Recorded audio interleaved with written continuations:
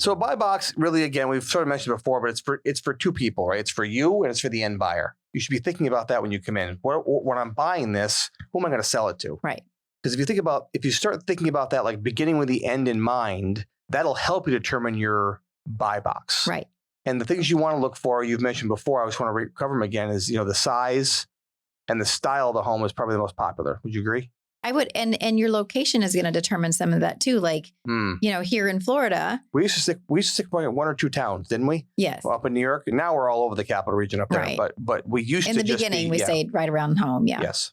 But there's some areas that, maybe the 55 and up communities sell well. You can look at the days on the market that the houses are selling for on the comps and, determine where you want to spend your time. There might be some areas where condos are good. There might be some areas where just, your normal single family neighborhood houses are good that are, 1,000 square feet, 1,500 square feet. Yeah. Right now there's a lot of other, developments, affordable housing developments. So you have to see what your market is sustaining and have that be a part of your decision. I think you can always reverse engineer, based on market demand and then sort of target that buyer too. Right. You can say, okay, what is the market buying right now? Right now, they're buying anything they get their hands on, right? Because there's not a lot of inventory right now. We're starting to see a little more inventory show up. Yep. There's a little more. Now, not drastically though. And we're right now in the middle of rates coming down. The Feds have just announced they're going to be lowering rates, and they said they want to have 3 by the end of the year. How ironic, right before election time. Yeah. What a shocker. Boy, I never would have thought that. Didn't see that coming. But they're not tied together, no. So anyway, but nonetheless, when they lower that, all of a sudden there's going to be that many more buyers coming in the buyer's pool. I think we're going to see any inventory that's sitting here just gone. So that's what I think is going to start happening as they start lowering rates again. They'll start to get a frenzy again because they're trying to control inflation and all that. But you can reverse engineer and say, okay, what's the market demand? What are they buying? And then you can target that and say, what does my buy box look like so I can provide to that buyer's pool? Because the buyers, you want to feed who's hungry. The buyers have a buy box too. Yes. Right. They have houses they're looking for. They're looking for certain style houses. And you want to say, here's my buy box. I want to match it up with your buy box and make a deal. So, I think when you're looking at it, you have to ask yourself a question too. Are you buying flips? Are you buying rentals? Do you want to lock down houses to wholesale, which is where you just sell the contract to somebody else? Because those are all things that you can have in your buy box to really get good at. Yeah. What's your main exit strategy? It's good to have multiple exit strategies, but what's your main one? You and I right now are looking really in depth at more rentals. Right. We have not purchased. We've got 50. We would like to get that to probably a couple hundred. And so we really haven't, for the past 4 or 5 years since we moved to Florida, and then during COVID, we sort of stopped buying rentals. We just bought an 8-unit. Which was a good deal. We'll talk about that in a minute here. I want to share about that story. But when you're looking for rentals, you and I are having conversations like, what do we want to buy? Yeah. Want to buy multi-units? Do we want to buy bigger properties? Do we want to buy storage? Do we want to buy? We're asking all these questions because we're now redefining the buy box that you and I are looking for retirement. Right. I think that's what people have to ask. Like, what are you doing? It's okay to have different buy. Like, here's what I buy for flips. Here's what I buy for rentals, and here's what I target for wholesales. Yeah, and there's going to be different phases in your business and different phases in your life where you might want a different exit strategy, and your buy box changes because of that. And people might say, well, wait a minute, a wholesale, I could just wholesale anything because I have no money in the deal. I disagree. Get good at one area. There are people that just wholesale large commercial deals. People say, oh, that's a shiny object. The guy that wholesaled our office to us in New York, he wholesaled that to us 10 years ago. He made 30 grand on that. When he bought it from the city, it was a horrible piece of property. It looked like a crack house. Yeah, it was a crack house. We bought it, turned it into a beautiful office, which we're very proud of up there. But the bottom line is that he told me a year later that he wholesaled a piece of property in Rotterdam where the CVS is now built. He put it under contract. His lawyer called and said, hey, CVS wants to buy that. So he put the place under contract, wholesaled to them, made $250,000 wholesale fee. Good for him. One fee. That's awesome. That's a commercial deal that took him all year. Right. So again, there's a different process for that buy box. So you have to stay true to what you're good at and stay in that buy box. If you jump all around, you just won't be good at any of them. Yeah. Right? And again, know who you're selling to so you know who you're buying for. Hey, it's that time. I want to talk about our Gen X moment. We always do a Gen X moment because we are Gen Xers and we're proud of that generation. the last tough generation. I just saw a recent meme that came through, and there's a kid probably about 4 or 5 years old drinking a beer. They go, Gen X, the last tough generation before all you wussies came along. Oh, it's a great ad. Or all whiners. I think it says whiners. If all you whiners came along, I'm thinking, no kidding. If you're a Gen Xer out there, you know exactly what I'm talking about. If you're a Gen X wannabe, well, we love you too. So it's all good. So I'm going to put a picture on the screen, and I'd like you to tell me who this is. Come on, tell me. Oh, that is Vanilla Ice Boom, Baby. boom, boom, boom, boom, boom, boom, boom, boom, boom, boom, boom. All right, stop. Collaborate. And listen, our kids know that song. Vanilla Ice. We saw him in concert, right? We did. He was fun. We went to a 90s concert, and he actually was one of the headliners at it. It was so much. We had, who else was there? Tone Loc, Salt and Pepper. Salt and Pepper. The people that did the Gangster in Paradise song. He died. Coolio. Coolio yeah. died. And then there was there was a boy band called Color Me Bad. And the one guy was this adorable, like all the girls loved him. He was so pretty. He's now like 500 pounds. Yeah, he was big. Now he looks like that guy ate that guy. I mean, it's really, if you look him up online, it's like, oh, well, I mean, hey, I'm a guy. Maybe he's lost money and maybe he's lost weight since then. I don't know. I don't know if he could have lost that much in 3 years. I don't know. It was a lot. He was a big, big boy. And he was so tiny in the thing. Anyways, so Vanilla Ice, the reason we brought him up for the Gen X moment is that he does this. He has a flipping show. At the end of the concert, he put his banner up and said, hey, come check out my show, whatever it's called. You know, he's on HGTV or one of those, I think A&E maybe. But he flips $1 million houses on the beach in Florida, actually. That's his buy box. That's his buy box. So here's a Gen Xer, another Gen Xer doing it, but he is flipping large homes. If you didn't know that, you should Google and check him out because it's pretty cool what he does. Did you know that he still sells, I just heard him on a podcast, I think if I heard this correctly, he still sells over 1 million copies a year of that album. Wow. Worldwide. He said it picked up worldwide still. That's 35 years later. Wow. That's still selling. Yes, he said it just was a phenomenon. It just took off and it's funded his life forever. I mean, That's awesome. Yeah, good for him. I mean, way to hit one out of the park. Yeah. White guy comes along and raps and people are like, oh, great. This is long before Eminem came out. Right. He comes out, they're like, oh, great. White guy dominates this. This is not supposed to happen. But he did. He just came out and boom. So I think it's really important that we talk about how you can build your buy box because as we have stressed, it's important to have one. We've shared lots of things we've done that have screwed us up. And obviously other people like, what's his name? Vanilla Ice, Rob somebody. We'll just call him Vanilla Ice though. So that's what I call him. I don't really know him, but okay. So you best friends with him now? Apparently, yeah. How do you flip houses too, man? Yeah. How do you build your buy box? So I think first you need to look at your ARV, which is your after repair value. So, you can determine that again, we definitely teach our students to go after the first time home buyers because there's always that's a market that's never going to dry up because there's always people that are graduating college or they're getting married. They want to get out of their apartment. They're having kids. They want their own four walls. That is always going to be a hot market. These other markets can fluctuate a lot. The high-end market, those can fluctuate. But your first-time home buyers, those are never going to go away. There's people that want to move out of their parents' basement, that's always a good one. So your that's what we recommend to do, but you have to decide what you want to do. Again, this is your business. You can do what you want to do. Right. So, and that first-time homebuyers market varies from market to market. The prices in San Diego for a first-time homebuyer are very different from your first-time homebuyer prices in Ohio. Let me interrupt and say this. Please remember, it's math. Right. So in other words, if people are buying those homes and they're first-time homebuyers, it's still like people say, I can't do this. It's $1 million to buy a house. But if people are buying those houses, and I wonder myself, like, how in the world do people afford that as a first-time home? But in California, they do. Right. Of course, California, they just give away free money now, apparently. Of course, they're, billions of dollars in debt. Let's not even stay away from that. But let's not even go there. So there's all sorts of hot topics about California right now. Yeah, that's for sure. But that's why I'll never live there. So no offense if you live there, but if you do and you're in real estate, you know what we're talking about. But, you can look up the median home price for your area and determine, what first-time home buyers are paying. And that's a good place to start. What your bed and bath count was, that was always really important to us, and the square footage. Again, we mentioned that we wouldn't do anything under 1,000 square feet, and it had to be a minimum of 3 bedrooms and 2 baths. And we tried to stick as a maximum of maybe 2,000 square feet. We didn't really go much over that because every time we did, we got a little over our head. Right. So we tried to keep it. So there should be a minimum and a maximum. So think about that. Good so point. ARV, endpoint, your bed bath count. And again, don't be afraid if it's a 3-bedroom, 1-bath, because you might be able to make that a 3-bedroom, 2-bath. Right. So you should have that in your parameters when you're searching, you on the filters, because you can search online using all the filters.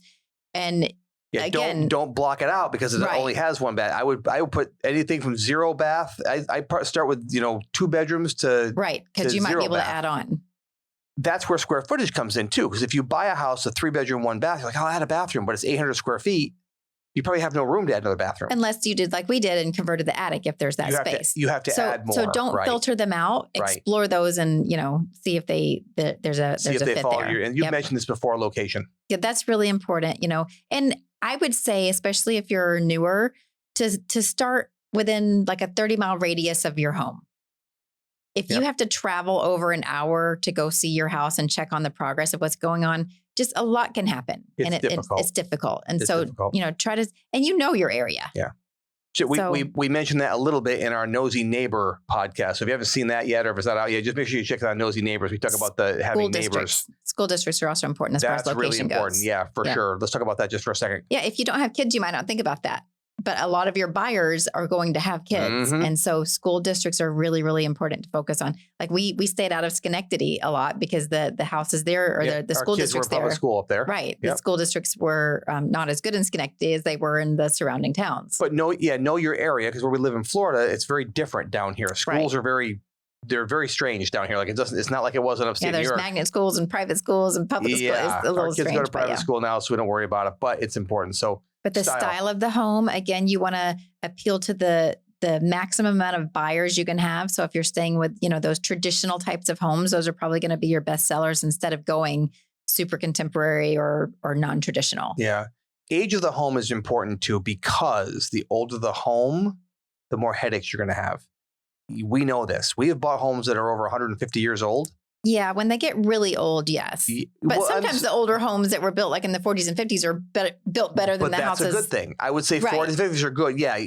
You also want to say to yourself, there's probably no chance I'm going to buy a house that was built 10 years ago. It's going to fit in my buy box. Right. Probably not. Right. From a price standpoint, from a square footage standpoint. But again, we like to have those post-World War II properties that were in upstate New York. They were built Ford tough. I mean, they were for sure. They were a great, and they still are a great flip for us. Obviously you run out of those eventually because eventually people are turning them over. Yeah. But every time one comes up, we're trying to grab those as much as we can because that is an ideal buy box. But if you set your buy box, depending on your city, if you have an older city that you're part of and you say, okay, you have an old southern city that's been around forever and you're buying houses that are 100 plus years old, you're going to have old wiring to deal with. You're going to have knob and tubes probably to deal with. Asbestos. Asbestos. And you're going to have foundations that are rock or they're stone walls instead stone and timber, right? Yeah. We've done those. Instead of just having concrete. And I think it's important that because you can, I'm thinking about age of home and the amount of work needed too. Yeah. That one we did in Troy was an old Victorian, and it had, with the original plaster. I think we ended up using over 100 buckets of mud in that house to smooth out the walls. And it was crazy. It was a lot. I think the amount of work needed is important too. When you're looking at a house, ask yourself, how much work do you want to do in your buy box? Are you new? What do you want to tackle? We have some students of ours that are now good friends of ours, David and Alicia King. And if you're listening, hey guys, and they recently just took on a very big project. It's a house that's been vacant for many, many years, I think. There was a lot of work. It took them forever to get a permit. And they said, what do you think? I said, you're jumping your buy box. It's up to you what you want to do now. They've done 8 or 9 or 10 flips. So I said, if you want to, go for it. But they might be learning some pretty hard lessons right now. But when you start to get into more work, you can definitely get burned. I'm thinking about the house we did that we walked in and thought we had to replace one basement wall. Remember this house? I do. It was like East Greenbush or something like that. And was that the one that somebody drove through the wall from the back? Yes. Somebody, from the back. Somebody drove through the wall. Somehow that caused the one basement wall to start to come in. So I thought we just fixed that one section. Turns out we had to replace all 4 walls. Remember that? Yeah. So it was out of our normal that we would do. So we had to replace 4 basement foundation walls. Yeah, that really cracked into my budget. Oh yeah, that was an extra $30,000 or $40,000 we were not expecting on that house. I doubt we made much money, if anything, on that house because we jumped out of our buy box and said, "Oh, let's do that. We can it's just walls. How hard could that be?" And it's just money. Yeah. And it turns out that it was not so good. Yeah, that'll eat up your budget pretty quick.